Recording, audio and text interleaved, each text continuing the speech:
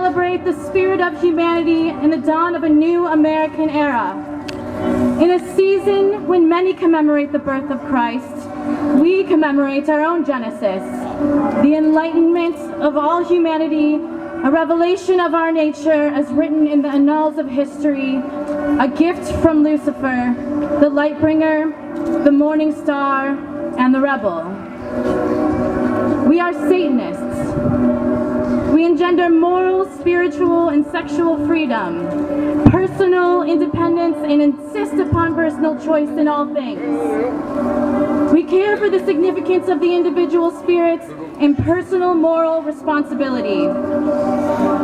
If you stand here today and embrace your nature, are free-thinking, self-governed, and godless, you too are a Satanist in the eyes of many in your own community, including those who represent you in your governments.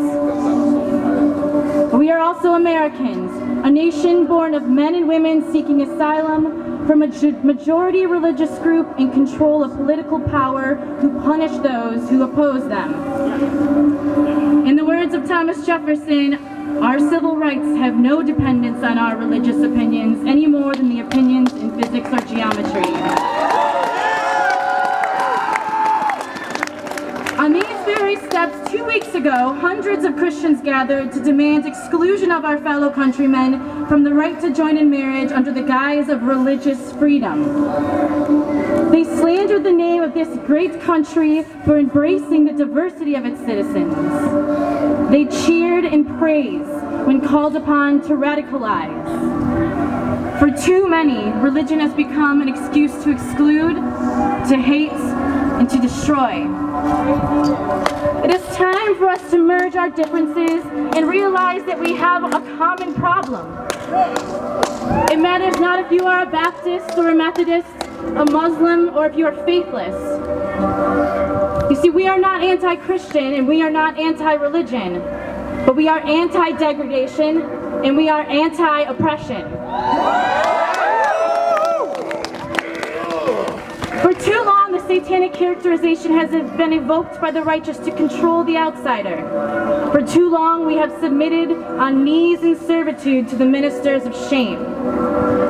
Shall we surrender to the siren song of the religious right until she transforms us into beasts? No! Satanism is a philosophy of action, and those who desire and act not breed pestilence. We do not seek followers. We are seeking collaborators, individuals for a visionary satanic alliance, leaders of the new American era.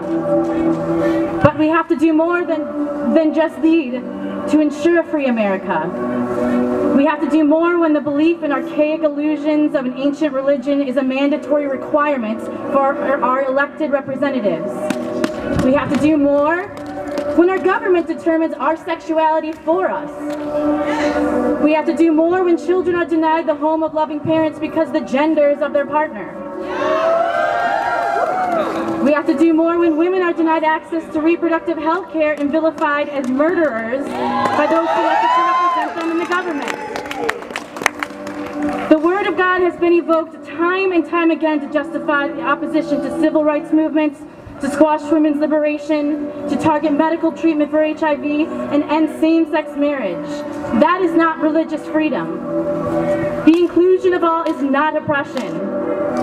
And the voices of the minority are not valueless.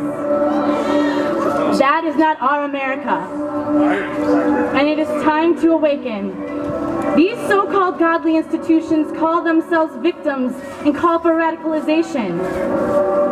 This is a snake upon our hooves. America is not an instrument of any one religious group. Do you want to be part of a sleeping world? No! Do you want to gorge on the drug of the commonplace? No! Will you forever remain addicted to the oppressive traditions of a counterfeit morality? No! But we must tell those people who represent us.